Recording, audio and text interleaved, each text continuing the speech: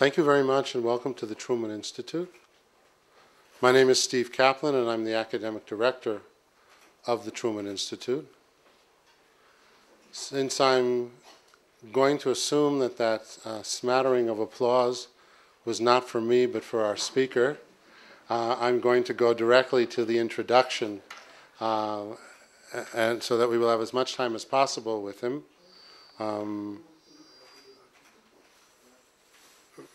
Robert Serry will be speaking to us for about 25 minutes, half an hour, and then has graciously agreed also to answer questions, which I will already stress at this point that this is the opportunity, will be the opportunity for people to ask questions, not to make additional speeches at the time.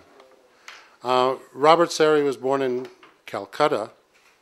He was educated at the University of Amsterdam, where he did a degree in political science. He's a career diplomat. He served in a variety of diplomatic positions for his country's foreign service. He was the Dutch ambassador to Ireland. He served as the Deputy Assistant Secretary General for Crisis Management and Operations at NATO. He has been posted to Moscow and New York in the United Nations, and was the first Dutch ambassador to Kiev, Ukraine. What is of greatest relevance for us today is that he currently serves as the United Nations Special Coordinator for the Middle East peace process and the UN Secretary General's personal representative to the Palestine Liberation Organization and the Palestinian Authority. This is not his first experience dealing with Middle Eastern events. While he was in the Netherlands, he led the Middle Eastern Affairs Division of the Dutch Foreign Ministry, and he participated in the events leading to the Middle East Peace Conference in Madrid in November of 1991.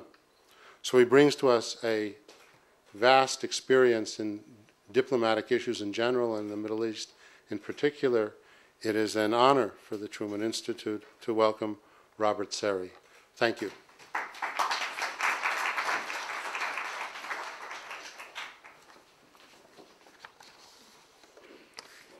Thank you, Stephen, for this introduction, and it's indeed a great pleasure for me to be here at the Truman Institute and to speak on the situation in the region and the prospects for a two-states solution. But before I do so, let me first tell a bit more maybe about UNSCO, my organization, and what a UN representative here is actually doing. Let me first state that you have been reading my title, a very long title indeed. I'm also the Secretary General's representative to the Quartet, so far also the only permanent Quartet representative on the ground. And at any given day could start for me, let's say in Tel Aviv at the Kiryat, the Ministry of Defense, the Israeli Ministry of Defense, to discuss in particular issues concerning Gaza, where, as you know, the United Nations is still having a very considerable presence. I could move on from there to Ramallah to meet with Prime Minister Salam Fayyad or ministers of his cabinet to discuss a wide variety of issues, foremost also how to support Fayyad's state-building agenda. And at the end of the day, I could be back in Jerusalem and have meetings at the Ministry of Foreign Affairs to discuss progress on any of the issues which are actually my daily preoccupation. I also have the responsibility to report monthly to the Security Council. For instance, next month I will be traveling myself because from time to time I'm also briefing the Security Council myself on these monthly reports on the situation in the Middle East. And I can assure you that is always a very intricate balancing act for me. So that's a bit about UNSCO. Maybe a little bit also about the United Nations. Sometimes it is overlooked that the United Nations is having more than 20 agencies here on the ground. So in particular in Gaza, but of course also in the West Bank. There is a lot of UN activity. And it is also my duty as the special coordinator in my title to make sure that all these different UN agencies with their particular mandates are actually also coherently acting here in their mission area. Now, I chose to address. Oh, let me forget actually that I have just been admiring the view here from Truman Institute, a very strategic view. And we have a little bit been rivaling and comparing our views because my headquarters is actually on the other side of the city, on another top of the hill, Government House, which you, I'm sure all of you may have heard about. But I also still have headquarters in Gaza and also in Ramallah. Now, I chose to address our topic from a provocative angle. Is the two-state solution perhaps fading? Certainly, many people appear to feel that it is increasingly difficult to achieve. This institute's own polling data provide some sobering reading. 31% of Israelis and 34% of Palestinians believe a political settlement is not ever possible. And I'm afraid that behind these figures loom the reality of determined minorities on both sides who are against a two-state solution. But there is also some good news. The good news is that the polls also show that 70% of Israelis and 55% of Palestinians support the two-state solution. But I should add that that figure on the Palestinian side is actually declining. So the will is there, I believe, and I certainly personally haven't given up hope that it can be achieved, despite the mood of increasing pessimism and even indifference both among Israelis and Palestinians. In this academic setting, let's be frank with ourselves and ask the question if the two-state solution is fading away, and if so, what are the consequences for both Israelis and Palestinians? Now let us first briefly look back, a bit back into history, and allow me to take you through my own little odyssey with this most intractable problem in our modern times, which for me, ironically, began far from the region, in Moscow in the late 70s. In those days, there were no relations between the Jewish state and the Soviet Union. As a result, the Netherlands was charged with looking after Israeli interests, which included, in my portfolio, checking on the state of your embassy, the Israeli embassy, as well as issuing exit visa for many thousands of Jews, Soviet Jews, who got permission to leave for Israel. I was struck by their passion to leave and get to Israel so that they could live their lives freely in a Jewish state. And I vividly recall my contacts and efforts on behalf of the so-called refuseniks, those families, Jewish families, who were denied exit visa. I once took the same train journey out of the USSR, from Kiev to Vienna, the first leg for many departing Jewish families to Israel and freedom. The humiliating treatment they received from Soviet border guards showed me firsthand what state persecution and what anti-Semitism looks like. At that time in Moscow, I understood even better the importance for Jews to have a homeland they can call their own. Sadly, these were also times when the notion that Israelis and Palestinians would recognize the rights of the other, or even talk to each other, seemed a fantasy. Now let's fast forward a number of years, and the impossible started to look possible with Madrid and the Oslo Accords. I attended the Madrid conference and was also involved in one of the back channels leading towards the Oslo breakthrough. These were days of hope and optimism, seeing members of the Israeli government sitting across the table from the Palestinian delegation, and as I remember, led by the late Haider Abdul Shafi, the wise old man from Gaza. And of course, sitting on the same table with representatives of Arab states. Many believed that Israel and the Palestinians were headed inexorably towards a final statement with two states for two people. As we all know, that hope and those plans were shattered amid violence and recriminations. The first intifada of hope was followed by a second intifada of violence and despair. Now, my third and present involvement is again some 15 years later, and began 2 years ago as the United Nations Special Coordinator for the Middle East peace process. Now, I felt somewhat encouraged that my appointment coincided with the resumption of peace negotiations at Annapolis. But the belated and ambitious goal of reaching a final peace agreement within the last year of the Bush presidency proved elusive. And the war in Gaza set the region back. And since, despite the strenuous efforts led by Senator Mitchell, the parties haven't found the way back yet to the negotiating table. I hope it will happen very soon, because I'm convinced that neither party has the luxury to waste precious time. And I have underlined this in my speech, so I say it again, that neither party has the luxury to waste precious time unless they wish to see an end of the two-state solution. Almost 20 years of failed and inconclusive peacemaking has created a situation on the ground and in the region that is by way of understatement complicated. As the only Quartet representative permanent on the ground, I am confronted with the daily realities, with continued settlement activity and numerous checkpoints and barriers throughout the West Bank. Since Oslo, the settler population in the West Bank, including in East Jerusalem, has more than doubled to 500,000 people. And despite much appreciated Israeli steps to ease access and movement, the Palestinian Authority now only exercises limited control over 40% of the West Bank territory. Let me tell you about the recent visit of Secretary General Ban Ki-moon. I accompanied him to a hill on the edge of Ramallah, where he met the Palestinian Prime Minister, Salam Fayyad. From this outlook point, called Masyun, we had a view towards open land below and towards the 443 highway, and beyond it, the settlement of Givat Ze'ev. It was also visible how the barrier snakes its way through the beautiful rolling landscape.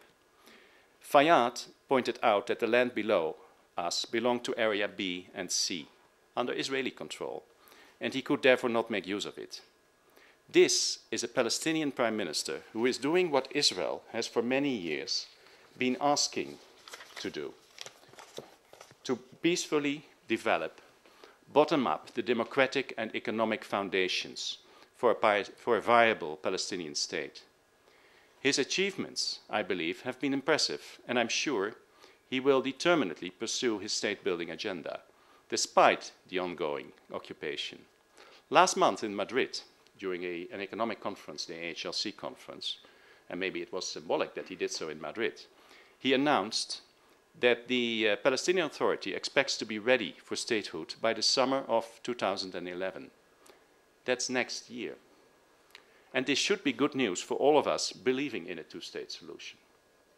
But what if the political track isn't converging and doesn't provide us by that time with a credible political horizon as well?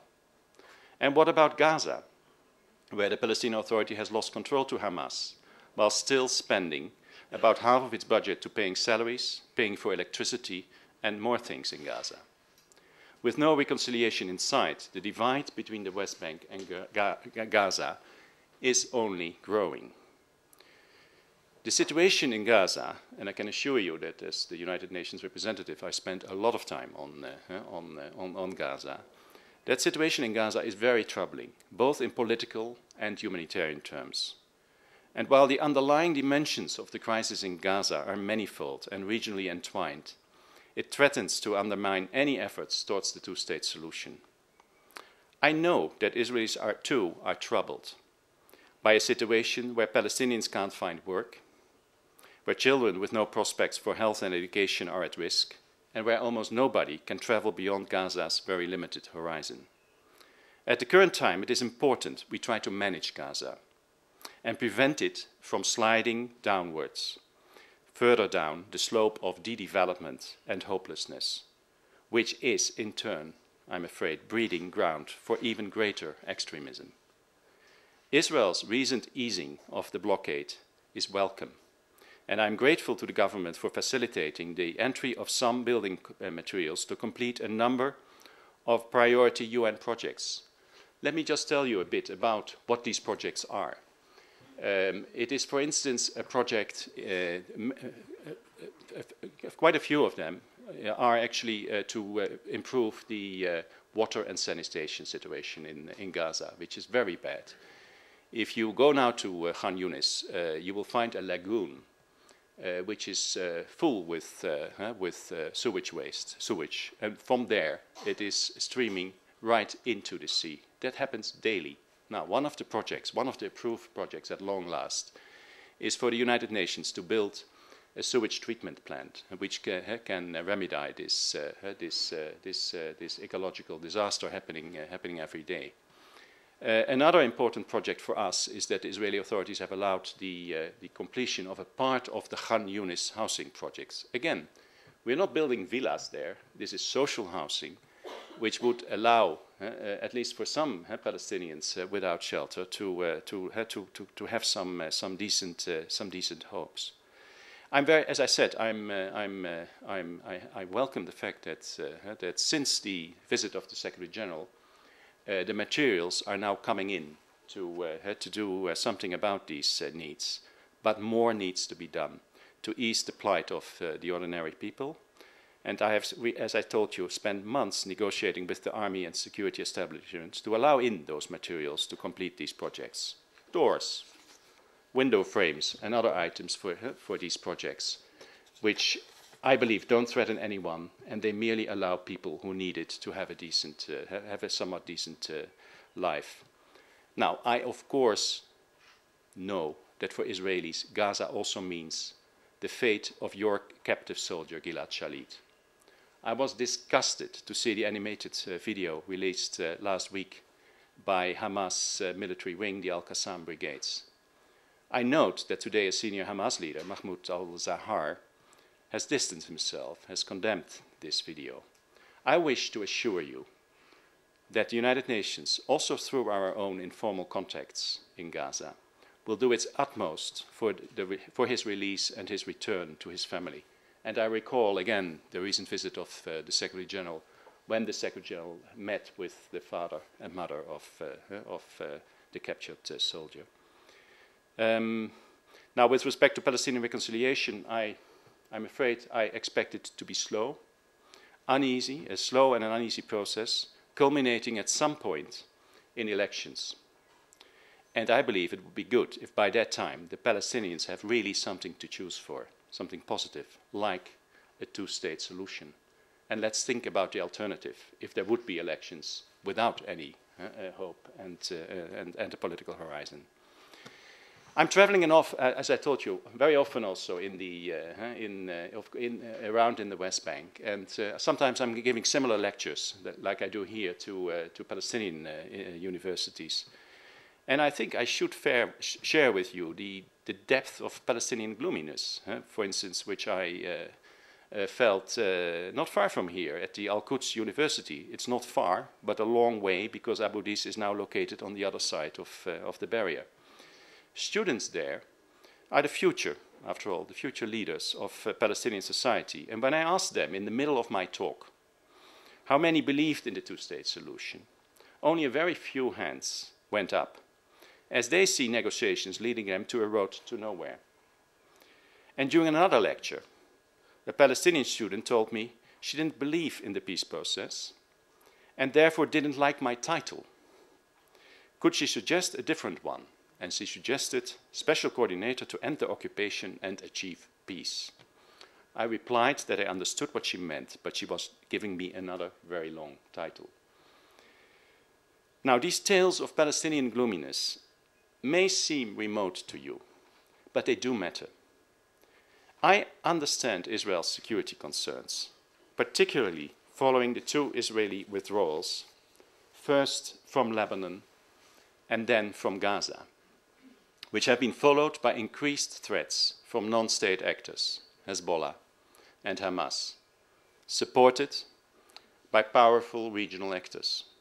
My Israeli friends tell me of their fears and concerns about Iran, which they see as trying to dominate the region and acquire nuclear weapons.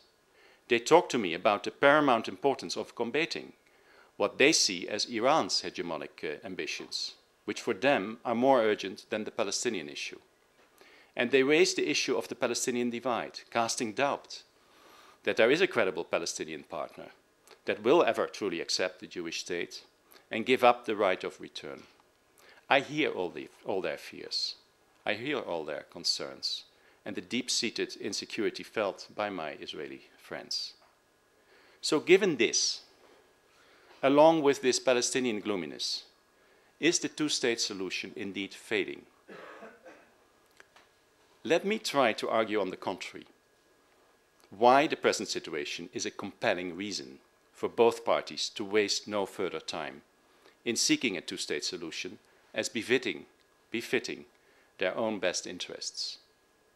Let me begin with Israel. If Israel's strategic interest in the region is to stop the advance of radical Islam and fight terror, it would be well advised to act in a way that helps the moderate Arab countries.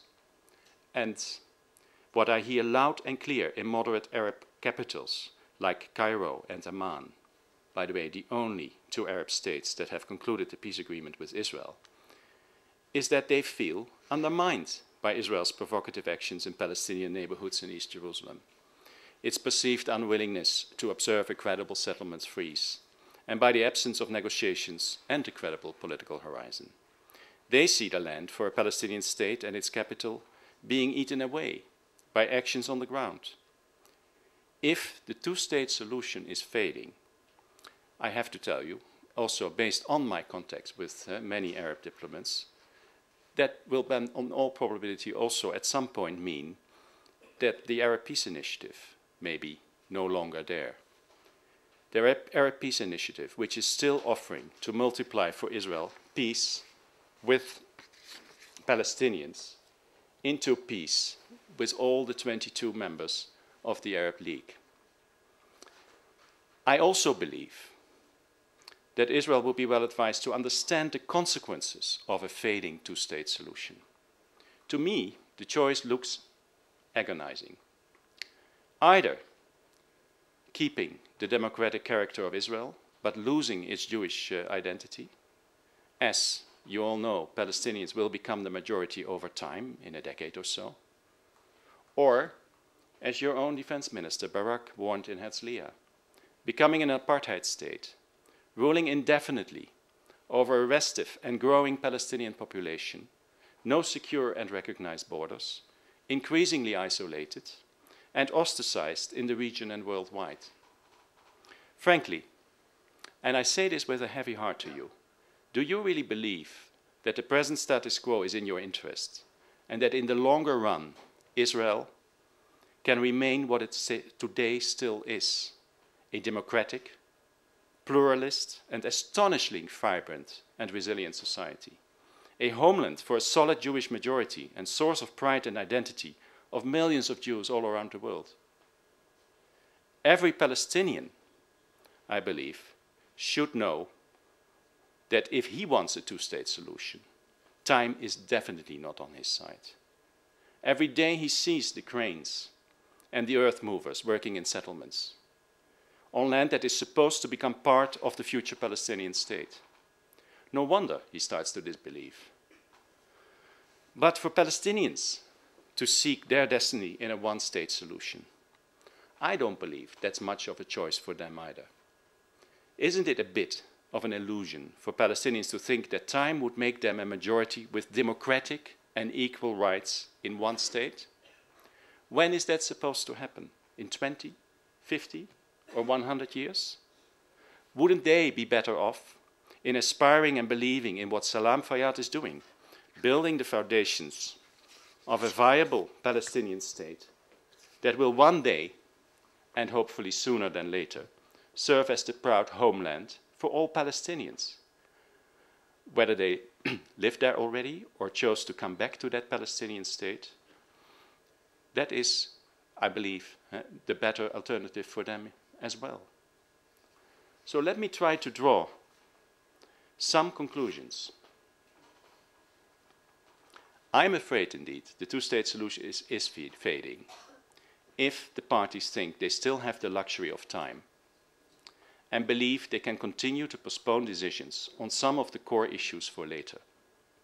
As the quartet underlined in Moscow, negotiations should resume on all the core issues and be concluded within 24 months. Now, what does that mean for Israel, in my view? It means that I'm afraid that the two-state solution is indeed failing if Israel chooses to avoid addressing the future of Jerusalem, which I know is central to Judaism and close to the heart of Israelis. But the two-state solution is simply not achievable if it does not take account of realities on the ground in Jerusalem and of the attachment of Palestinians and 3 different faiths to the city. That's why the Secretary General believes that Jerusalem should become the capital for 2 states. Alternatively, I'm afraid the two-state solution indeed would be failing if the Palestinians avoid addressing the refugee issue, which I know is emotionally attached to what happened in 1948. But the very essence of a two-state solution means 2 homelands for 2 people, and a just and agreed resolution of the refugee issue will have to be found in that framework. Just as I have difficult conversations with my Israeli friends on Jerusalem, I must have difficult conversations with my Palestinian friends on refugees. These are the 2 hardcore issues among the other core issues, such as borders, security, and others, to be addressed together in direct negotiations sooner rather than later.